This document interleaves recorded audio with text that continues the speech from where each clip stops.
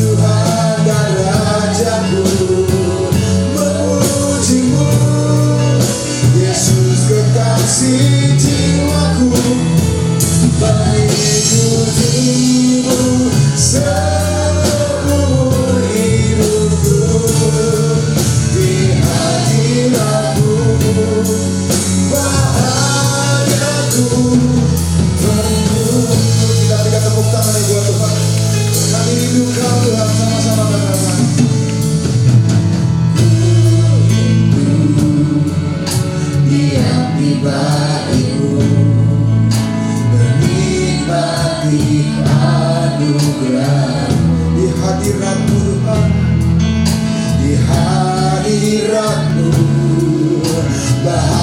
penuh Yesusku, kau kerinduanku, apa salahku menyembahmu,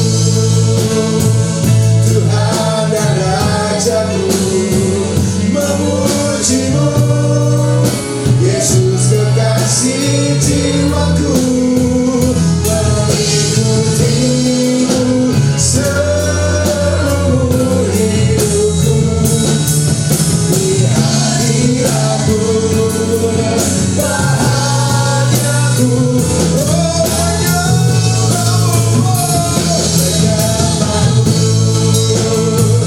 Tuhan dan Rajaku, kami memujimu Tuhan, Yesus kekasih jiwaku, mengikutimu seumur hidupku, di hadiratmu bahagiaku,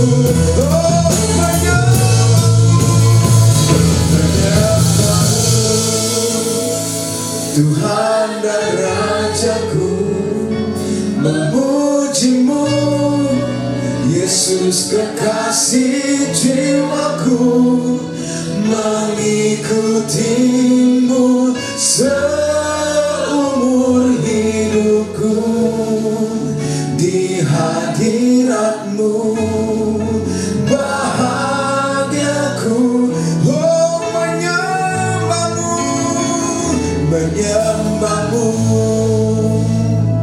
Tuhan dan Rajaku, memujimu, Yesus kekasih jiwaku, mengikutimu seumur hidupku, di hadiratmu bahagiaku penuh,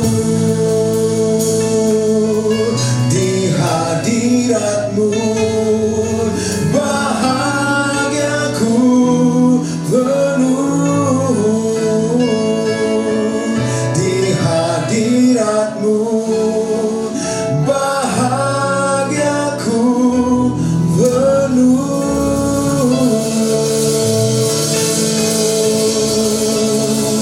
Kami bahagia ada dalam hadiratmu, bersamamu ya Tuhan. Ini kerinduan kami kepada Bapa, lebih dari segalanya. Yesus, kau kekasih jiwa kami Tuhan. Oh Bapa, haleluya. Yesus Tuhan, ya selama kami hidup kami menyembahmu. Tuhan, memujimu Bapa, ini kerinduan kami.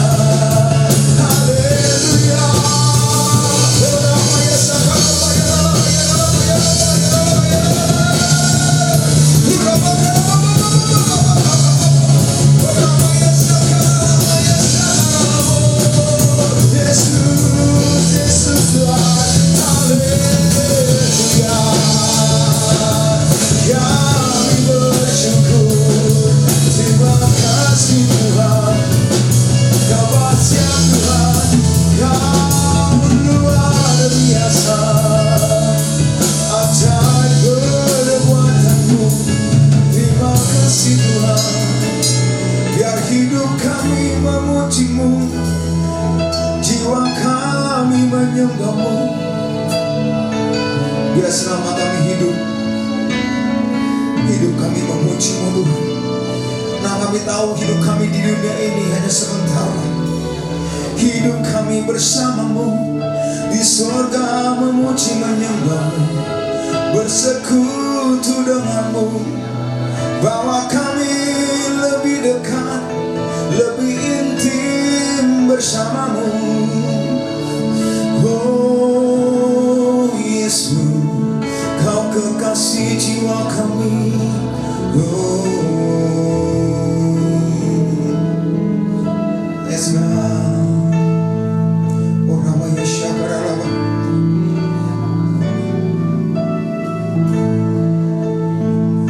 Oh Ramaya Shakaralaba. Nyanyi pujian bagi-Mu Tuhan, pujian bagi-Mu Tuhan. Nama-Mu besar dan layak dipuji.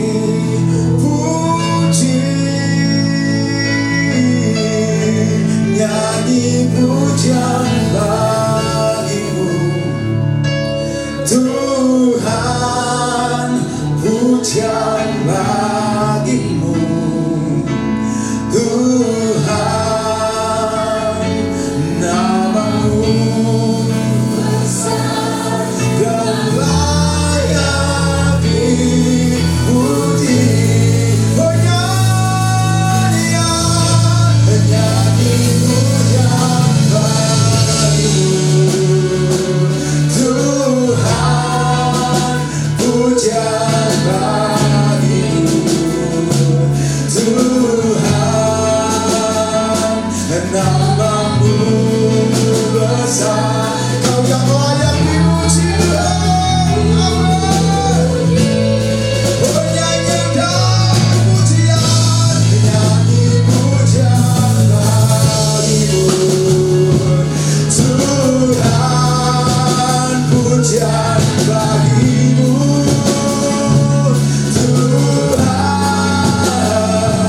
Nama-Mu besar dan layak dipuji. Lebih lagi nyanyikan pujian-Mu, nyanyi pujian bagi-Mu Tuhan. Inilah pujian kami, hosana Tuhan. Nama-Mu besar dan layak dipuji. Nyanyi pujian bagi-Mu Tuhan, pujian bagi-Mu Tuhan. Nama-Mu besar dan layak. Puji Yesus besar. Siapa yang kita semua berdiri di bawah-Mu, come on. Oh nyanyian.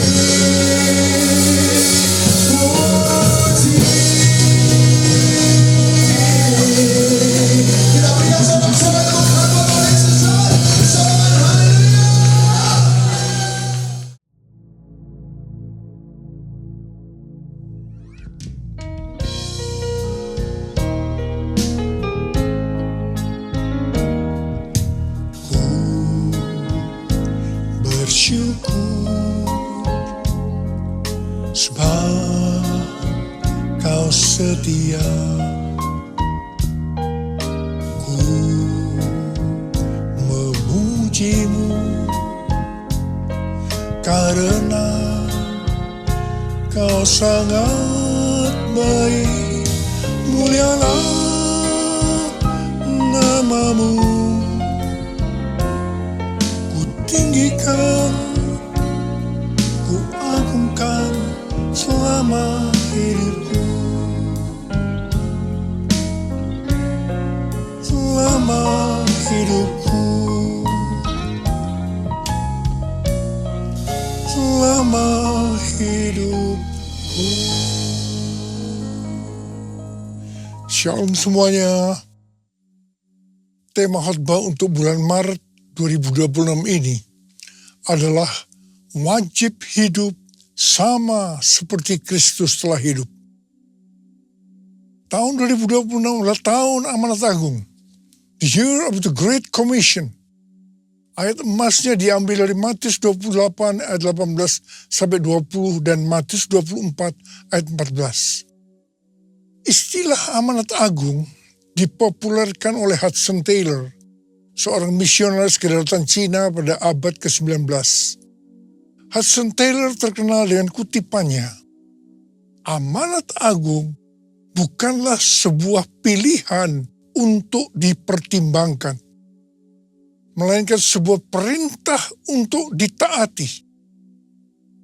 Yang dimaksud dengan amanat bukan sekedar perintah, tetapi suatu perintah pengutusan yang diperlengkapi dengan kuasa dan otoritas ilahi, sesuai dengan perkataan Yesus dalam Matius 28 ayat 18 dan 19. Kepadaku telah diberikan segala kuasa di sorga dan di bumi. Karena itu pergilah, jadikan semua bangsa muridku. Setiap kali kita berbicara tentang amanat agung, kita diingatkan tentang hal-hal sebagai berikut. Sesuai dengan Roma 8 ayat 29, maka kita sebagai orang-orang pilihan Tuhan sudah ditentukannya dari semula untuk menjadi serupa dengan gambar Yesus. Artinya, kita harus menjadi murid Yesus. Jadi goal kita sebagai orang percaya adalah menjadi murid Yesus. Siapa yang dimaksudkan dengan murid Yesus? Sesuai dengan 1 Yohanes 2 ayat 6, murid Yesus adalah mereka yang hidupnya sama seperti Kristus telah hidup. Kalau kita hidup sama seperti Kristus telah hidup, maka kita menjadi serupa dengan gambarnya. Artinya kita menjadi murid Yesus.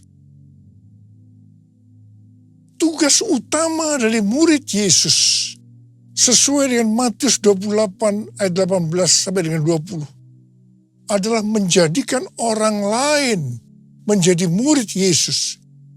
Ini adalah amanat agung Tuhan Yesus. Jadi tugas utama dari murid Yesus tanpa memandang profesinya adalah menyelesaikan amanat agung. Untuk bisa menyelesaikan amanat agung, tidak bisa dengan kekuatan sendiri, tetapi harus dengan kuasa Roh Kudus. Hari-hari ini kita berada di era Pentakosta ketiga. Pentakosta ketiga akan memberikan kepada kita kuasa untuk menyelesaikan amanat agung. Target untuk menyelesaikan amanat agung adalah tahun 2033. Untuk menyelesaikan amanat agung sampai dengan tahun 2033 harus dengan metode Yesus. Sebagai murid-muridnya yang menerima amanat agung dari Tuhan Yesus, kita harus belajar cara Yesus melakukannya, sehingga kita bisa menjangkau dunia dalam 7 tahun ke depan sampai tahun 2033. Pada General Assembly yang ke-14 dari World Evangelical Alliance di Korea Selatan tanggal 27 sampai dengan 31 Oktober 2025 yang lalu, temanya adalah The Gospel for Everyone by 2033. Di sini Rick Warren menyampaikan tentang metode Yesus untuk menyelesaikan amanat agung yang berlaku di mana saja dan kapan saja. Metode ini disingkat dengan peace. P, pass on the good news. Sampaikan kabar baik, Injil kepada orang lain. E, equip disciples. Perlengkapi para murid agar mereka bisa bertumbuh dan melayani. E, alleviate suffering. Ringankan penderitaan orang lain dengan menolong mereka. C, continually pray. Berdoa terus-menerus. E, establish new churches. Dirikan gereja-gereja baru. Jadi ada 5 hal metode Yesus untuk menyelesaikan amanat agung. Yang pertama, sampaikan kabar baik Injil kepada orang lain. Yang kedua, perlengkapi para murid agar mereka bisa bertumbuh dan melayani. Yang ketiga, ringankan penderitaan orang lain dengan menolong mereka. Yang keempat, berdoa terus-menerus. Dan yang kelima, dirikan gereja-gereja baru. Supaya kita bisa melakukan seperti yang Yesus lakukan, maka seperti apa yang tertulis dalam 1 Yohanes 2 ayat 6, bahwa kita wajib hidup sama seperti Kristus telah hidup. Ku mau hidup seturut kehendak Tuhan, ku mau memberi semua yang ku dapat berikan.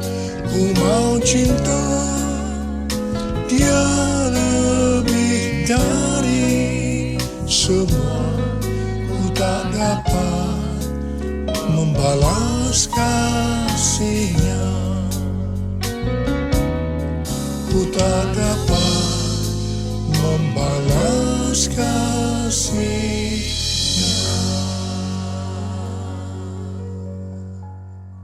Hal-hal yang dilakukan Tuhan Yesus pada waktu Dia berada dalam dunia ini adalah sebagai berikut.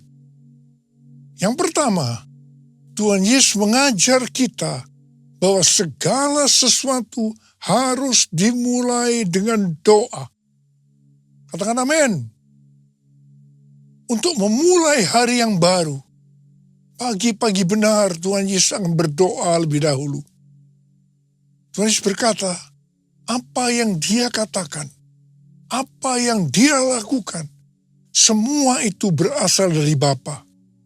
Yang berarti apa yang Tuhan Yesus katakan dan apa yang Tuhan Yesus lakukan, semua berasal dari doa, hubungan yang intim dengan Bapa.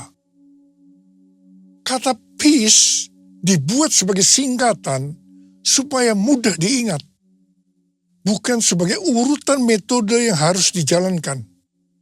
Bagi saya, yang menjadi prioritas utama yang harus dilakukan lebih dahulu adalah continually pray atau berdoa terus-menerus.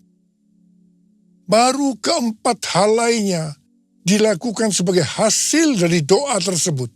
Pada bulan November tahun 2025 yang lalu, ada pertemuan Advancing the Kingdom Initiative atau ADKI di Louisiana, Amerika Serikat yang dihadiri oleh lebih dari 400 hamba Tuhan dari lebih dari 100 negara yang mewakili sekitar 180 juta orang.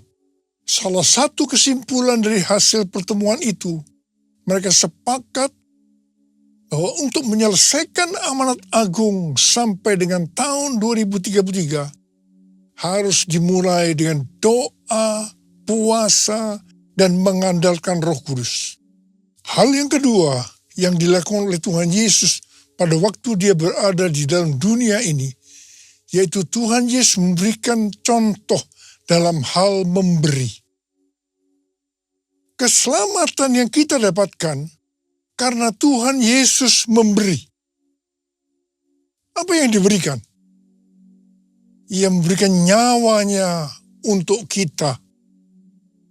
Sekali lagi saya mau katakan, Tuhan Yesus memberikan nyawanya untuk keselamatan kita. Kemudian, apa yang harus kita lakukan untuk membalas semua ini?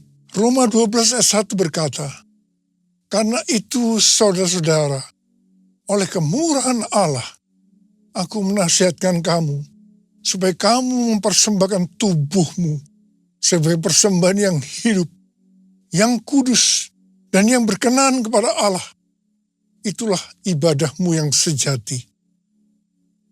Keinginan terbesar dari kita seharusnya hidup kudus dan berkenan kepada Allah. Kita harus hidup bagi Allah. Kita harus mempersembahkan tubuh kita yang sudah mati terhadap dosa dan sebagai rumah Roh Kudus kepada Allah. Roma 12 ayat 2 berkata, janganlah kamu menjadi serupa dengan dunia ini, tetapi berubahlah oleh pembaharuan budimu, sehingga kamu dapat membedakan mana kehendak Allah, apa yang baik, yang berkenan kepada Allah, dan yang sempurna. Bapa, ku persembahkan tubuhku sebagai persembahan yang hidup, kudus, dan yang berkenan padamu, sebagai ibadah yang sejati. Ku sembah Kau, Tuhan, ku sembah Kau, Tuhan, ku serahkan hidupku kepadamu untuk kemuliaan nama-Mu, untuk kemuliaan nama-Mu. Hal yang ketiga yang dilakukan oleh Tuhan Yesus pada waktu dia berada di dalam dunia ini, yaitu Tuhan Yesus keluar sebagai pemenang. Pesan Tuhan Yesus kepada 7 gereja dalam Wahyu pasal 2 dan 3, yang berarti pesan untuk gereja masa kini, adalah siapa bertelinga, hendaklah ia mendengarkan apa yang dikatakan Roh Kudus kepada jemaat-jemaat. Siapa yang menang akan masuk surga. Tuhan Yesus pada waktu masih berada di dunia dicobai oleh iblis, dan dia keluar sebagai pemenang. Sesuai dengan Matius 4 ayat 1 sampai dengan 11. Maka setelah berpuasa 40 hari 40 malam, akhirnya laparlah Yesus. Pada saat itu datanglah iblis untuk mencobai Tuhan Yesus. Ada 3 jurus pencobaan yang dilakukan iblis kepada Tuhan Yesus. Jurus pertama, pada waktu Tuhan Yesus lapar, iblis berkata, jika engkau anak Allah, perintahkanlah supaya batu-batu ini menjadi roti. Tuhan Yesus menjawab, ada tertulis, manusia hidup bukan dari roti saja, tetapi dari setiap firman yang keluar dari mulut Allah. Di sini iblis mau meyakinkan bahwa yang paling penting untuk hidup di dunia ini adalah roti. Yang berbicara tentang makanan, pakaian, kekayaan, harta benda. Jadi ini yang menurut iblis harus dicari dengan segala macam cara. Tetapi Tuhan Yesus menjawab bahwa manusia hidup bukan dari roti saja, tetapi dari setiap firman yang keluar dari mulut Allah.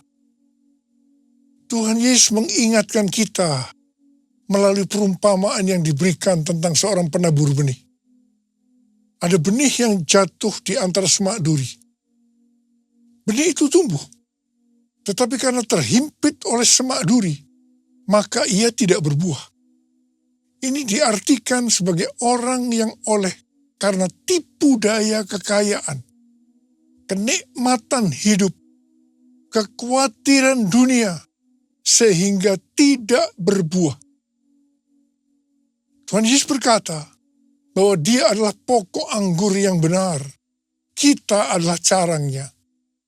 Setiap carang yang tidak berbuah akan dipotong, jatuh ke tanah, menjadi kering, disapu, dan dibuang ke dalam api. Jangan sampai kita mengalami hal yang seperti ini.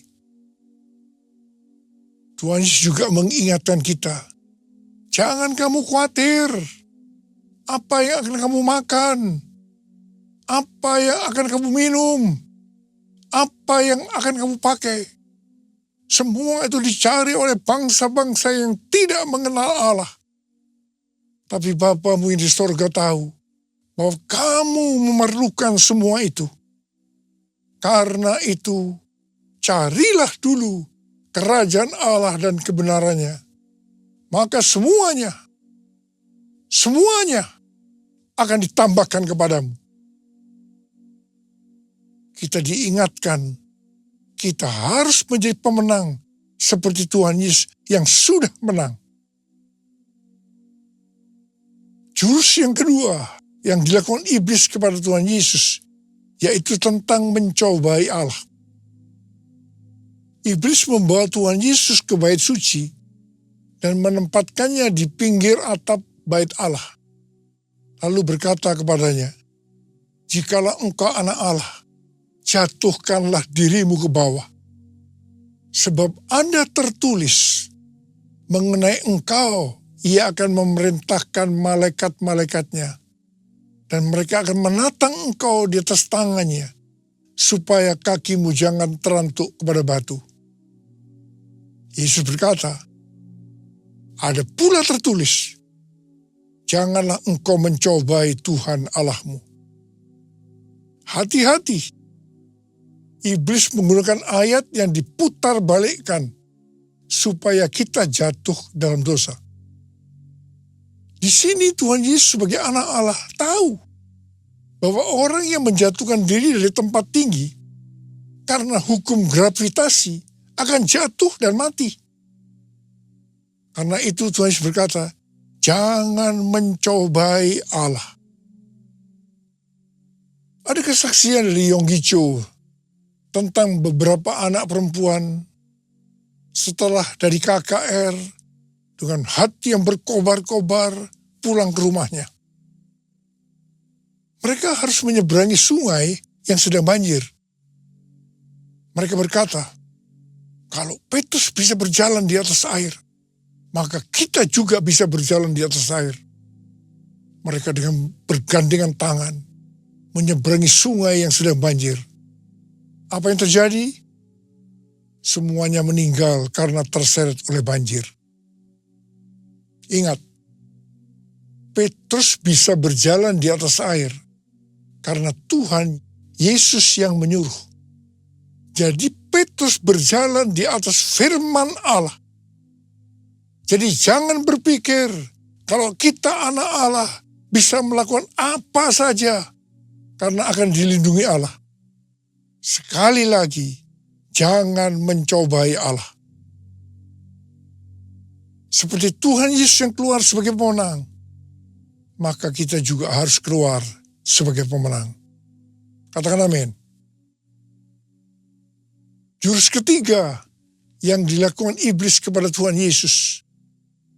Iblis membawa Tuhan Yesus ke atas gunung yang sangat tinggi dan memperlihatkan kepadanya semua kerajaan dunia dengan kemegahannya dan berkata kepada Yesus, semua itu akan kuberikan kepadamu jika engkau sujud menyembah aku.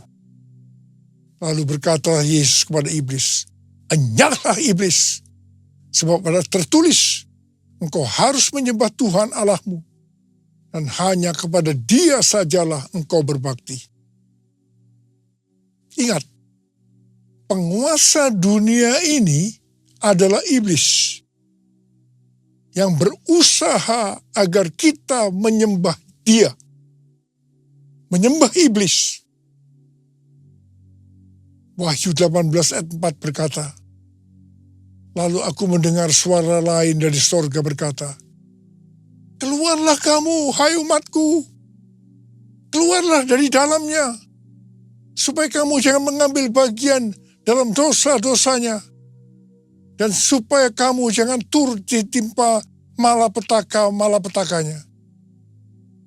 Ini peringatan buat kita, agar jangan mengikuti sistem dunia yang bertentangan dengan firman Allah. Karena penguasanya adalah iblis. 3 jurus pencobaan yang dilakukan iblis pada Tuhan Yesus akan terus-menerus diperhadapkan kepada kita. Karena itu kita harus keluar sebagai pemenang. Sebagaimana Tuhan Yesus menjadi pemenang. Untuk bisa menyelesaikan amanat agung dengan target 2033, kita harus menjadi pemenang. Ku menang bersama Yesus Tuhan. Ku menang di dalam peperangan. Ku menang atas segala setan. Haleluya, haleluya, ku menang. Haleluya, dia bangkit. Haleluya, dia hidup. Haleluya, dia naik. Roh Kudus turun. Roh Kudus turun. Roh Kudus turun. Mari angkat tangan kita. Oleh sembah dia, sembah dia. Berbahasa roh, yang sudah berbahasa roh, yang belum berbahasa roh, jangan diam. Haleluya, haleluya, haleluya,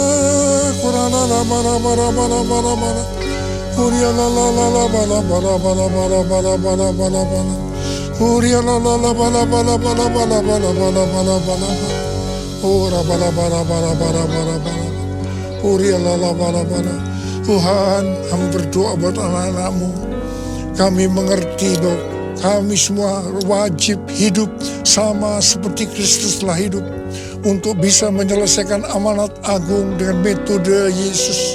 Tuhan, terima kasih berikan kami kuasa untuk menyelesaikan amanat agung.